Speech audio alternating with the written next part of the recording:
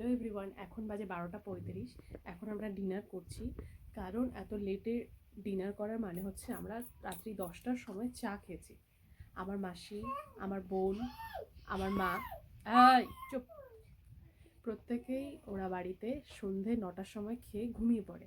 তো তারা আমাকে অলওয়েজ ফোনে বলে, কেন তুমি লেটে খাও, কেন তুমি লেটে খাও। তো সেই জন্যে আমি ওদেরকে এখানে ডেকে এনে ওদেরকে আমি কনভার্ট করে দিয়েছি। ওদেরকে রাত্রি 10টায় আজকে চা খাওয়ালাম, এখন আমরা ডিনার করছি।